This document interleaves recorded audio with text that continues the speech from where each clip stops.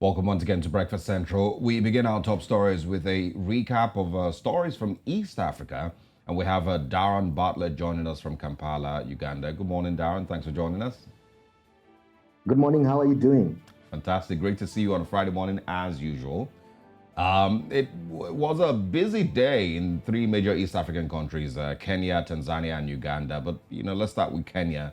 Why did the members of parliament in Kenya stage a walkout when the Treasury Minister Njuguna Ndung'u began presenting the budget? Well, even before yesterday, on Wednesday, Kenyan members of parliament were supposed to vote for the financial bill, the amendments and proposals that had been put into the bill. For example, increasing a tax on salaried workers, increasing, in fact, doubling VAT on fuel, and quite so on and so forth. There are quite a number of changes that were made there. The Azimio La Moja MPs felt that that was not a proposal for the people of Kenya, and so when when Ndung'u stepped onto was given a platform to present the budget, they just decided to strike and walk off, and indeed they walked away, leaving him there. But again, what is so interesting is that when it came to voting for the bill, you have about 97 members of parliament who are from opposition, and about 87 of them did not show up to vote for the amendment bill. And when they come the following day, they don't want to listen to the budget. So there are so many questions. Like many Kenyans were asking, like, the opposition had one thing to do, to vote against this financial bill, and they didn't show up. And now they've put it onto the heads of the government that they are passing a bill that is not for the people. So they walked out because of those issues in the budget. And in fact, I can go into them. They increased the fuel VAT up to 16%. That means the cost of fuel is going up, which may definitely affect or trickle down to the cost of living, including things like buying food, transporting foodstuffs here and there, and also putting a 30% of income tax on salaried earners, especially top salary earners there, putting a 1.5% on housing tax, which they felt was unfair. And when they talk about top salary earners, they're talking about people who earn about 1 million and above Kenyan shillings. So that means the middle class felt that they were affected, including the members of parliament, since they fall into that bracket there. And also a 2.7% on the National Health Insurance Fund deduction. So they felt that was not something fair. It's not a budget that you want to present for the people of Kenya. It is true, the cost of living in Kenya has gone up. They have high levels of inflation. The currency has fallen by about 9%. That means the currency is not doing well. They have a ballooned debt that they have to service. And the president of Kenya and the government of Kenya has felt like no one else is going to pay this debt that has increased over time in the times of Uhuru, apart from the Kenyans themselves. So what they had to do is, broaden the tax base by putting such taxes so that they are able to service their external debt from what was previously last year 2 billion. That is what they were using to service their debt. But now they have allocated 475. So they doubled so that they can complete this debt that had ballooned a little bit faster. So the Kenyan government, according to Ruto, is trying to find solutions on how to pay this debt locally rather than keeping on borrowing because they don't have the money.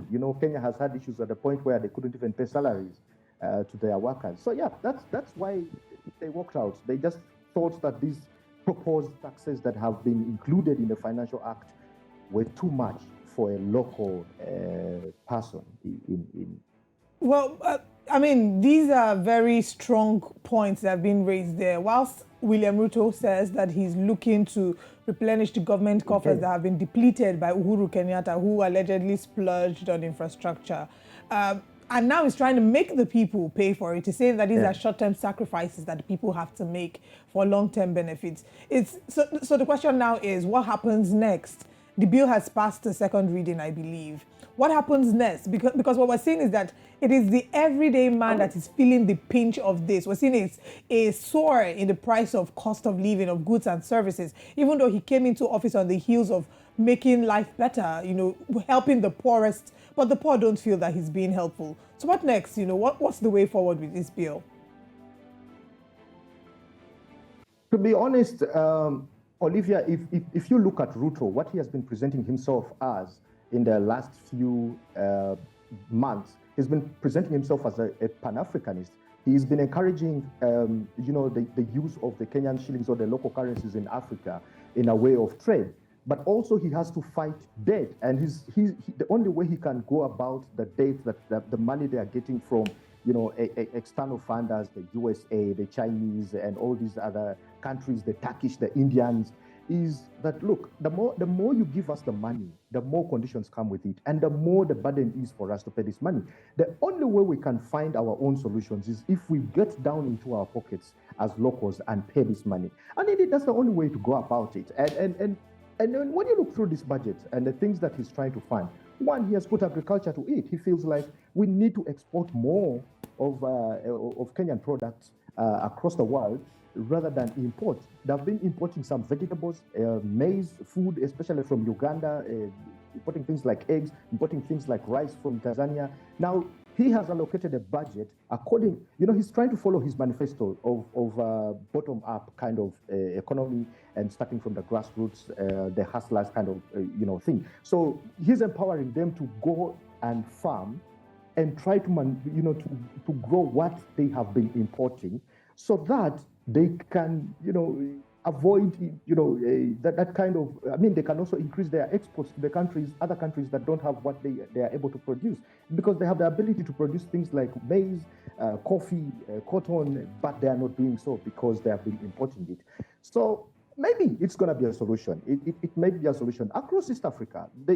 If you look through the budgets, I've seen you've been going through the different newspapers, but across East Africa, not only Kenya, when you look at their strategy, because East Africa reads their budgets together, so they first discuss, the finance ministers first sit together and discuss on what the agenda is going to be. And this year's agenda has been reducing exports and increasing exports and reducing imports, but also focusing more on agricultural products and security. So you can see it across the board. Uganda has allocated the second biggest chunk to security, but the first biggest has gone to human capacity, which includes health, education, and also things to. All right, Daron. We seem to be losing connection with Daron Bartlett there, but of course, it's really just trying to understand. Well, Daron, okay, well, in the interest of time, let's just quickly wrap up with this final question. I want you to give us a picture, as clear as possible, of what the budgetary priorities should be for each of these countries, and what strategies they might have to generate revenue.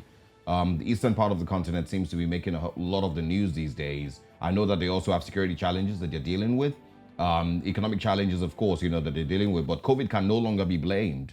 The Russia-Ukraine conflict at this point, it's almost an old excuse. So, what priorities do you think that they should be focusing their budget on? Community bloc, when they sat and had a meeting together as the whole bloc, their finance ministers, they decided that they're going to look at two things. Focus more on agriculture, which was affected when, the East African Community has been importing things like wheat and some maize. Between Russia and Ukraine, they realized that they cannot depend on foreign wheat. So we have to grow the wheat within the East African market itself.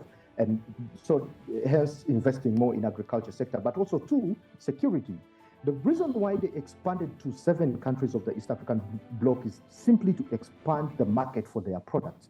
Now, if you have issues in South Sudan, you have issues in main Sudan, you have issues in DRC, you have issues in Mozambique, which is neighboring Tanzania, and you also have issues, sorry for that, and you also have issues as far as Central African Republic. Those markets have been markets for East African products where they're going. So they have to invest in security, make sure that they stabilize those areas so that they are able to export to increase their exports to those countries. In fact, the report that was presented by the East African finance ministers showed that East Africa was importing $72 billion worth of goods and only exporting 52. So they have to match up or even, completely increase to see that the import reduces from 72 billion, and so they can export more of what they have within the region. All right. Daron, thank you so much for sharing these stories with us. We, of course, look forward to having you join us again next week, Friday, as we look at some of the biggest stories across the continent. We do hope for better days and better planning for the East African Community Bloc, and we hope to see better stories coming out of there. Thank you. Thank you. Absolutely.